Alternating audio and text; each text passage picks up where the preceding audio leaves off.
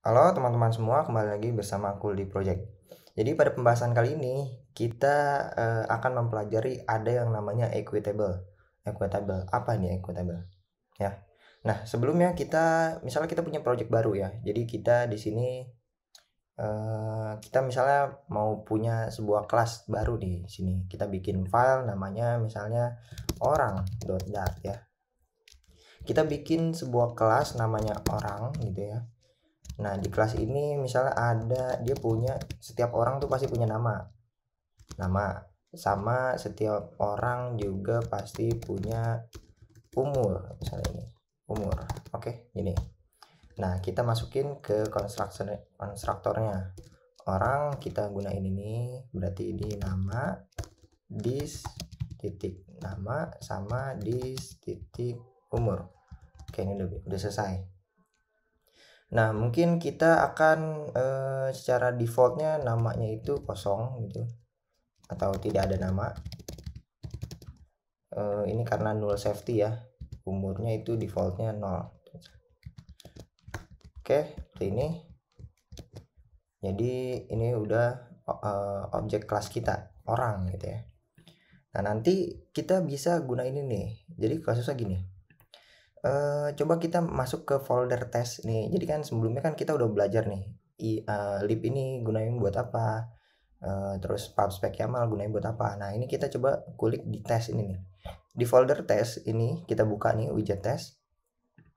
Jadi kita nggak gunain main Dart. Jadi di widget test ini gunanya untuk mentes ngerunning suatu program kita, tapi tanpa emulator. Jadi kita hapus saja. Jadi kita coba panggil kelasnya, misalnya kita import dari yang apa namanya, orang ya, orang. Nah, ini orang.dart nih, orang.dart yang ini kita panggil. Jadi di sini kita udah bisa, misalnya kita mau variabel namanya orang 1 sama dengan orang ini, kita masukin deh namanya misalnya Joni.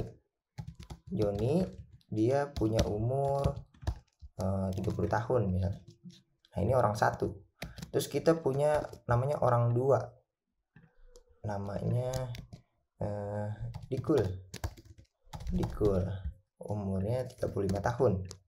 Nah, kita punya orang 3 misalnya, orang 3 namanya Joni juga misalnya, umurnya 35 tahun. Kita save. Jadi di sini ada 2 Joni ya. Siapa tahu teman kita ada yang namanya dua-duanya Joni, tapi dia beda umur, atau dia sama umurnya ya. Kalau dia sama umurnya misalnya kayak gini, kita coba cek, kita bisa cek di sini. If ya, kita cek apakah orang 1 ini sama dengan orang 2 gitu. Kita coba tes sini, kita print aja, tidak sama. Oh, ini sama, misalnya ini sama. Kalau misalnya dia mengembalikan nilai yang berbeda, kita print tidak sama di sini, else-nya tidak sama. Oke, jadi gini, kalau misalnya dia sama ya udah ngeprint sama, kalau dia tidak sama dia ngeprint tidak sama. Kita save dulu, kita coba running ya, kita coba running, start without debug. Nah, ini hasilnya.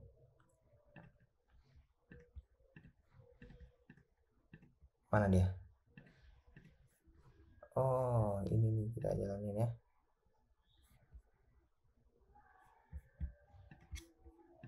Kita F5 start debug. Nah, debug ya, pakainya yang debug. Nah, ini pakainya yang debug ya, karena kita akan mendebug, karena kita mainnya di tester sini, di folder test. Nah, katanya tidak sama nih ya, karena orang 1 punya nama Joni, orang 2 punya nama Dikul. Nah, bagaimana dengan orang 1 dibandingin dengan orang 3 gitu ya. Kita save, kita coba, kita save, kita F5 run start debug, kita jalanin lagi, apakah dia sama? Oh, tidak sama. Kenapa dia tidak sama padahal ini nggak pakai ya, misalnya kita ngebandingin orang 1 sama orang 3, padahal namanya sama-sama Joni dan umurnya 30. Namanya Joni, umur 30. Nah, secara default Dart Flutter-nya itu dia mengindikasi bahwa ini orang yang berbeda. Ya, orang 1 sama orang 3 ini beda. Karena meskipun namanya Joni, setiap orang tuh pasti punya nama yang sama, misalnya Joni, sama-sama Joni dan umurnya 30. Itu lagi ngepas aja, mereka sama namanya dan umurnya juga sama. Makanya si Dart Flutter ini mengindikasi bahwa itu tidak sama. Nah, bagaimana kalau misalnya kita mau dia tuh beneran orang yang sama? Kita mau ngecek apakah orang 1 itu sama dengan, misalnya ini kita nggak usah pakai ini. Orang 1 itu sama dengan ini enggak? Kita copy, kita masukin sini. Orang 1 sama dengan ini enggak? Kita save, coba kita run. Ya. Dia sama apa enggak? Nah, ternyata dia tidak sama juga. Nah, ini kenapa? Karena Dart itu akan mengindikasi bahwa ini dia membuat objek baru yang namanya Joni juga dan umurnya 30. Nah, gimana cara kita biar ini bisa disamain nih? Jadi di kelas orang ini kita bisa mengoverride atau meniban atau menimpa atau menumpuk ya function dari ini operator sama dengan ini ya. Kita bisa menumpuk ini, jadi operator sama dengan ini kita buat sendiri. Sama dengan dari apa? Dari suatu objek sini nanti kita buat objek lain, misalnya objek lain. Nah, kita tanya jika objek lain itu emang sebuah kelas kita, misalnya orang ini.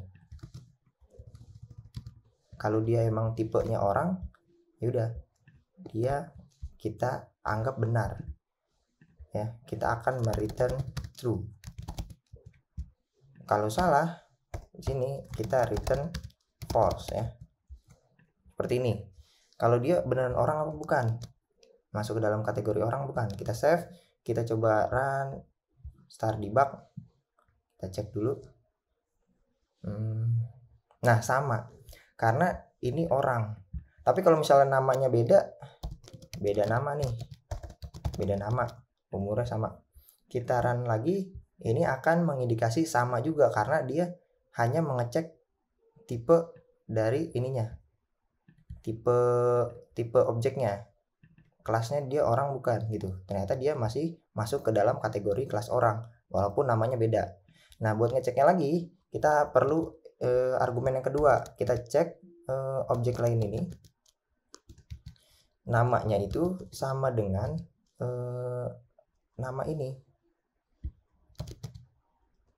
nama yang di sini, dan objek lain kita ambil umurnya sama dengan umur yang di sini. Nah, jadi nama dari objek lain yang kita bandingin ini sama nggak sama nama yang di kelas kita yang ini, sama umurnya juga ya, kita bandingin. Kalau misalnya sama, kita nge-returnnya true. Tuh, kita save, coba kita beda namanya, kita refresh, kita debug lagi apakah dia menghasilkan sama apa enggak. Nah, ternyata tidak sama karena ini beda nama. Kalau misalnya kita samain namanya sama umurnya, save, kita start debug, ini pasti menghasilkan yang sama karena dia tipenya orang dan dia juga nama sama umurnya juga sama gitu. Nah, sebenarnya kita nggak perlu repot-repot nih melakukan override kayak gini, dan dia juga butuh nih, ini dia kurang apa nih, katanya nih ada kriwel-kriwel, dia butuh ada yang namanya hashcode. Nah, jadi kita repot-repot lagi nih bikin hashcode dan lain sebagainya, create method hashcode. Nah, jadi kita butuh ini lagi hashcode. Nah, gunanya buat apa? Hashcode itu jadi buat mengindikasi bahwa hashcode itu adalah sesuatu yang unik gitu, yang unik. Jadi single untuk digunakan untuk membandingkan satu objek dengan objek lain menggunakan hashcode ya. Nah, jadi dicek kayak tadi nih, orang 1 sama orang 2 sama apa enggak. Nah, kita bisa ngebandinginnya sama pakai hashcode. Nah, kalau ini cara manual ya. Jadi ada yang namanya package nih equatable. Nah, equatable itu kita bisa gunakan untuk membandingkan kelas orang. Nih yang tadinya kita kayak gini. Jadi ini kalau kita baca recapnya, kalau kita tanpa equatable, kita bikin kelas, kemudian kita buat override buat operatornya, kita ngebandingin nih apakah dia orang tipe objek yang ini, kita bandingin apakah dia masuk kategori orang atau bukan. Kemudian tipe runtime-nya, namanya, dan lain sebagainya, umurnya, dan dia perlu ini escort. Tapi kalau kita gunain equatable package ini, jadi kita tinggal kayak gini doang, si simple ini. Coba kita coba ya, kita coba nih, kita install aja. Jadi nanti teman-teman pasang equatable ini, kita copy aja, masukin ke dalam dependensi yang di sini nih, pas pack YAML ini masukin ke dependensi sini, accept. Nah ini sama ya, jadi ini ini masih output yang sebelumnya. Jadi ini equatable kita udah pasang. Nah kita bisa gunain equatable-nya. Di mana equatable-nya? Di kelas kita. Jadi kita mengextend ada namanya equatable. Nah ini kelas equatable ya. Nah ini kita udah nggak perlu lagi nih, nggak perlu pakai gini. Gimana kita perlu apa? Nih katanya dia missing satu override. Nah override-nya itu yang ini. Jadi dia mereturn props-nya. Apa itu props? Jadi di sini kita punya nama ya. Jadi apa yang mau dibandingin dari objek lain? Objek lain itu kita ngebandingin nama sama umur ya. Nih kayak gini. Jadi kita ngebandingin nama sama umur. Kalau gini kan kita bikin sendiri nih. Nama, umur. Kalau banyak gimana? Repot banget di sini. Ada banyak ya. Kalau misalnya ada banyak, jadi ini kita bisa ngebandingin. Di sini kita bisa ngebandingin bisa banyak. Jadi udah gampang nih, misalnya umur, alamat, telepon, dan lain seterusnya. Sini bisa banyak, jadi lebih simpel ya. Nah, jadi kita gunain equatable ini. Kalau misalnya ini kita hapus, kita save orang ini, kita coba masuk, kita ngebandingin nih, apakah ini sama apa enggak. Kita refresh, start debug ya. Di sini kita start debug. Nah ini sama, udah menggunakan ini. Nah jadi kegunaan package ini nanti bakalan sering dipakai studi kasus yang mungkin teman-teman akan ngebandingkan menggunakan objeknya. Jadi kalau misalnya kita ngebandingin menggunakan objek ini, kita nggak bisa nih kalau misalnya kita tanpa equatable, atau kita harus bikin manual ya, override sendiri, kita repot kan. Nah makanya kita punya package equatable ini gunanya buat ngebandingin suatu objek satu dengan objek yang lain menggunakan kelasnya. Jadi kita tinggal bikin kayak gini. Sebenarnya kalau mau ngebandingin tanpa ini nih, kalau misalnya tanpa ini, tanpa kelas ini, kita tutup aja. Ini kita hapus, kita save. Ini kalau kita bandingin, ini bakalan menjadi orang yang berbeda gitu. Nah kondisinya kan seperti ini, tidak sama nih ya. Nah kalau misalnya mau, jadi dia bukan menggunakan objek, ngebandingin objek dengan objek, tapi dia ngebandingin objek, misalnya orang satu titik name. Kalau dia gunain value-nya, dia baru bisa apakah namanya Joni ini, dan orang satu titik umur itu sama dengan 30. Nah kalau kayak gini kan ngebandingin value-nya ya. Tapi kalau misalnya ada banyak, kita repot. Ini kan kayak tadi, kita gunain objek, ngebandingin objek satu dengan objek yang kita bikin sendiri. Nah ini fungsi dari kegunaan equatable untuk mempermudah kita dalam membandingkan suatu objek dengan objek lain. Mungkin pembahasan equatable cukup sampai di sini aja. Jadi ini kita gunainnya buat apa, nanti keperluannya tergantung teman-teman masing-masing. Kalau teman-teman mau ngebandingin satu objek dengan objek lain kan jadi repot tuh, harus bikin override dulu dan lain sebagainya. Kalau misalnya kita udah menggunakan equatable kan tinggal kayak gini aja, lebih gampang. Nah mungkin ini pembahasan juga banyak nih dipakai buat blog ya, blog nanti banyak menggunakan equatable. Makanya di sini materinya kita belajar ada yang namanya package equatable. Mungkin cukup sekian, terima kasih, semoga bermanfaat.